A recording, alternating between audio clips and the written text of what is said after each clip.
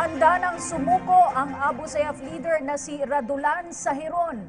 Ito ang kinumpirma ni Joint Task Force Commander Brigadier General Cirilito Sobejana matapos niyang makausap ang kinatawan ng Abu Sayyaf leader. Ayon kay Sobejana, may katandaan na si Sahiron at pagod nang magpalipat-lipat ng kuta, bunsod ng maigting na military operations laban sa bandidong grupo.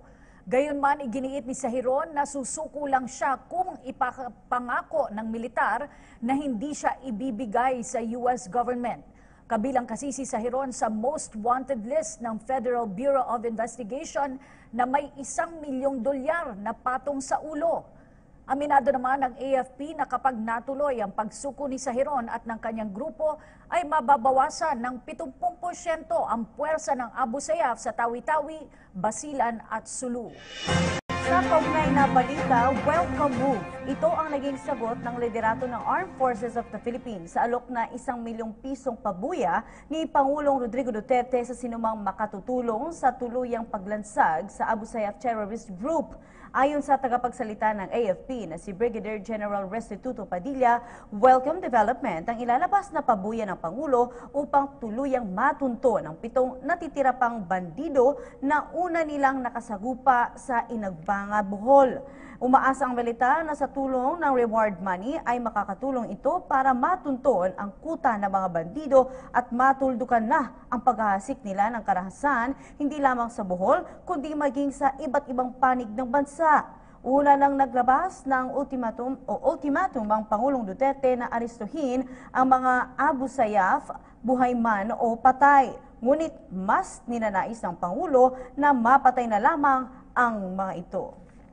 President Rodrigo Duterte ordered the AFP and the PNP to capture members of the terrorist group Abu Sayyaf, dead or alive. The president also offered a $1 million reward for those who can give information leading to the arrest of Abu Sayyaf suspects in the Bohol clash. The chief executive made the statement after the ASEAN security briefing in Tagbilaran City in Bohol. Earlier, the military engaged in the Abu Sayyaf, a firefight in the province which resulted in 6 deaths. President Duterte assured the public that security measures are in place against the terrorist group. Ganito na lang. Kilala naman ninyo lahat nandito. Let me just talk about our country, the Philippines. I just came from Bohol because there's an ASEAN meet there. And there was also terrorism that was encountered by the security forces. And we are in a bind because the local criminals are in cahoots or have had connections with the Abu Sayyaf in Jolo and Zamboanga. At ang nangyayari dito is they kidnap itong mga small time lang dito. Those who do not want really to be carrying the kidnapped victims. So they sell them to another group which is bigger and eventually selling it to the group in Mindanao, and then you have a problem. That is why it was very lucky indeed that the ISIS was, or a group of ISIS who were there, particularly led by Rami, yung spokesman ng Abu Sayyaf na yung maingay na mayabang, kasali siya doon. The soldier who killed him also was killed in the process. It was a dual shootout. So that when I came back from the Middle East, it was the other day, I arrived at 3 o'clock in the morning. Nagkape na lang ako, then I went to see pumunta ako sa wake sa Sundalo. And it was really very poignant because I for the first time, I laid a gold cross. Hindi lahat ng sundalo makakuha ng gano'n. It was a gold cross that was awarded to him. And there's always a time when visit itong mga patay na I usually make a salute to honor the guy who served the country. Ang problema natin dito ngayon is coming from the heart, actually. My grandmother, hindi kasi alam ng lahat to, si Moro, si Maranao. My grandfather was a Chinese, but ang papa ko from Cebu City, Danao. So I'm talking to you now about our country and what ails this country. Marami po. But let us begin with yung rebellion, medyo tabi ko na lang muna. There are so many things which you can really do or go into to improve our country. Alam mo, motion pictures mirrors life or life mirrors the movies. Ganon yan. So, it behooves upon you really to do the social aspect of what's happening to our country. Ako po tumakbo ng presidente. I made no great promises. I said that I would want to stop corruption. And I'm doing it almost every day. I have fired so many government officials, about 96 of them, but hindi ko na lang I did not make it public because, when I read the dossier, some of them, the sons and daughters were all doctors and lawyers, and I would not want to add to the embarrassment of just taken away from your office, ousted, and suffer yung publicity of corruption. But corruption is out. Kaya kayong mga Pilipino, kayong talagang Pilipino na gusto ninyong tumulong sa bayan ninyo, now is the time to do it. Really. Kasi ako, I've been, reforming I'm just 10 months plus. I need time. I need time to remove corruption. Karamihan dyan sa gobyerno, their salaries are just the sort of stipend. It's just a side income. But corruption is the main source of income. So I had to lecture to everybody that, during this time, maybe for 5 years and a few months, you have to change your lifestyle. Maybe before, you could have a take of 1,000 every day, and you can buy a new car, a new house, almost every day, every week. But this time, we'll just have to suffer because I'm not a great man. I do not have the credentials. I am not even an honor student. I have always been in the vicinity of 75, 78 since kindergarten. Hanggang dyan lang po ako. So wala akong pinagyayabang except that I was a prosecutor for 9 years, a trial fiscal. Then I became a vice mayor, then rumbled on to become the mayor, and I became the mayor for the last 23 years sa Davao City. Hindi ako nakatikim ng talo, and maybe because I was really, it's not that I am the cleanest or the clean guy. I have so many faults, plenty. But corruption is not one of them. Goro, babae, o pero when you are young, but I'm really old now, so it's almost passé to be talking about it. Well, ang akin lang is corruption must go. And we are good at collecting taxes now. ayaw ko sanang ano dito, bitawan. But look at the oligarchs of the Philippines. Kaya ako galit talaga. I do not mean to, wala naman mawala sa akin. I won the presidency by, well, 15,006, of which million was my majority over my last opponent. So wala na ako, I have no, I'm not angry at anybody. I just want to work. I do not need the adulation. Sabi nga ni ma'am, sabi niya, you were right, I declined yung bigyan nila ako ng honoris causa. I don't need it. It has always been my policy, both as personal and official, that I do not accept awards or honor. That has always been my policy. As for it, in terms of my work, I've always said that I am paid to do it. So why should you receive me? Why should you give me so many awards? Bayad na ako eh. So wala nang, akin lang is yung tamang trabaho lang sana at maibigay talaga sa Pilipino yung pera nila. But I have a problem with this.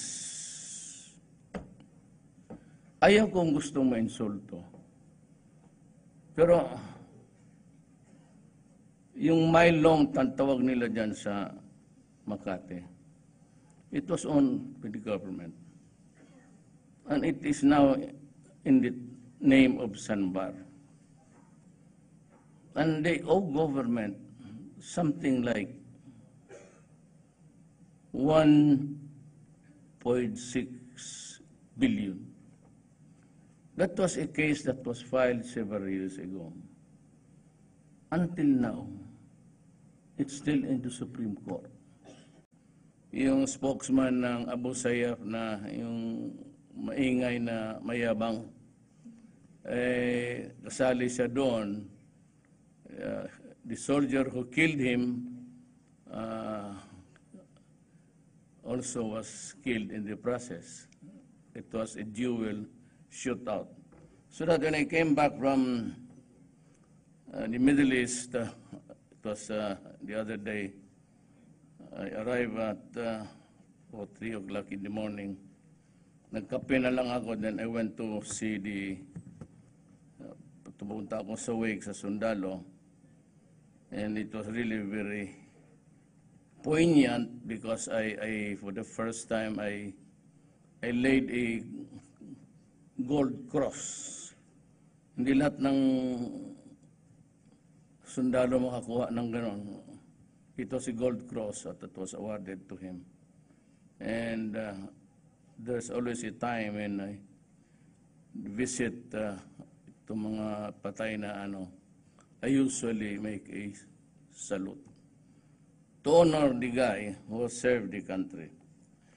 Ang problema natin dito ngayon is coming from the heart, actually. My grandmother, hindi kasi alam ng lahat to, si Moro, si Maranao. My grandfather was a Chinese. But ang papa ko from Cebu City, Danao. So I'm talking to you now about our country and what ails this country. Marami po. But let us begin with yung rebellion, medyo tabi ko na lang muna. There are so many things, it's just a side income, but corruption is the main source of income. So I had to lecture to everybody that, during this time, maybe for 5 years and a few months, so you have to change your lifestyle. Maybe before you could have a take of 1,000 every day, and you can buy a new car, a new house almost every day, every week. But this time, we'll just have to suffer because I'm not a great man. I do not have the credentials. I am not even an honor student. I have always been in the vicinity of 75, 78 since kindergarten. Hanggang dyan lang po ako. So wala akong pinagyayabang except that I was a prosecutor for 9 years, a trial fiscal. Then I became a vice mayor, then rumbled on to become the mayor, and I became the mayor for the last 23 years sa Davao City. Hindi ako nakatikim ng talo. And maybe because I was really, it's not that I am the cleanest or the clean guy. I have so many faults, plenty. But corruption is not one of them. Guro, babae, o ano, pero yung, when you are young, but I'm really old now, so it's almost passé to be talking about it. Well, ang akin, which you can really do or go into to improve our country. Alam mo, motion pictures mirrors life, or life mirrors the movies. Ganon yan. So, it behooves upon you really to do the social aspect of what's happening to our country. Ako po'y tumakbo ng presidente. I made no great promises. I said that I would want to stop corruption. And I'm doing it almost every day. I have fired so many government officials, about 96 of them, but hindi ko na lang I did not make it public because, when I read the dossier, some of them, the sons and daughters were all doctors and lawyers, and I would not want to add to the embarrassment of just taken away from your office, ousted, and suffer yung publicity of corruption. But corruption is out. Kaya kayong mga Pilipino, kayong talagang Pilipino na gusto ninyong tumulong sa bayan ninyo, now is the time to do it. Really. Kasi ako, I've been, reforming I'm just 10 months plus. I need time. I need time to remove corruption. Karamihan dyan sa gobyerno, their salaries are just the sort of this type. Handa nang sumuko ang Abu Sayyaf leader na si Radulan Sahiron. Ito ang kinumpirma ni Joint Task Force Commander Brigadier General Cirilito Sobejana matapos niyang makausap ang kinatawan ng Abu Sayyaf leader. Ayon kay Sobejana, may katandaan na si Sahiron at pagod nang magpalipat-lipat ng kuta bunsod ng maigting na military operations laban sa bandidong grupo. Gayunman, iginiit ni Sahiron na susuko lang siya kung ipapangako ng militar na hindi siya ibibigay sa US government. Kabilang kasi si Sahiron sa most wanted list ng Federal Bureau of Investigation na may $1 milyong na patong sa ulo. Aminado naman ng AFP na kapag natuloy ang pagsuko ni Sahiron at ng kanyang grupo ay mababawasan ng 70% ang puwersa ng Abu Sayyaf sa Tawi-Tawi, Basilan at Sulu. Sa kaugnay na balita, welcome move. Ito ang naging sagot ng liderato ng Armed Forces of the Philippines sa alok na ₱1 milyong pabuya ni Pangulong Rodrigo Duterte sa sinumang makatutulong sa tuluyang paglansag sa Abu Sayyaf Terrorist Group. Ayon sa tagapagsalita ng AFP na si Brigadier General Restituto Padilla, welcome development ang ilalabas na pabuya ng Pangulo upang tuluyang matunto ng 7 natitira pang bandido na una nilang nakasagupa sa Inagbanga, Bohol. Umaasa ang militar na sa tulong ng reward money ay makakatulong ito para matunton ang kuta ng mga bandido at matuldukan na ang paghahasik nila ng karahasan hindi lamang sa Bohol kundi maging sa iba't ibang panig ng bansa. Una nang naglabas ng ultimatum ang Pangulong Duterte na arestuhin ang mga Abu Sayyaf, buhay man o patay. Ngunit mas ninanais ng Pangulo na mapatay na lamang ang mga ito. President Rodrigo Duterte ordered the AFP and the PNP to capture members of the terrorist group Abu Sayyaf, dead or alive. The president also offered a 1 million reward for those who can give information leading to the arrest of Abu Sayyaf suspects in the Bohol clash. The chief executive made the statement after the ASEAN security briefing in Tagbilaran City in Bohol. Earlier, the military engaged in the Abu Sayyaf, a firefight in the province which resulted in 6 deaths. President Duterte assured the public that security measures are in place against the terrorist group. Ganito na lang. Kilala naman ninyo lahat nandito. Let me just talk about our country, the Philippines. I just came from Bohol because there's an ASEAN meet there. And there was also terrorism that was encountered by the security forces. And we are in a bind because the local criminals are in cahoots or have had connections with the Abu Sayyaf in Jolo and Zamboanga. At ang nangyayari dito is they kidnap itong mga small time lang dito. Those who do not want really to be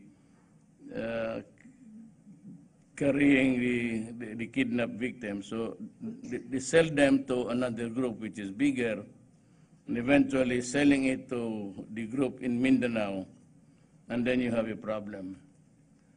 That is why it was very lucky indeed that the ISIS was, or a group of ISIS who were there, particularly led by Rami,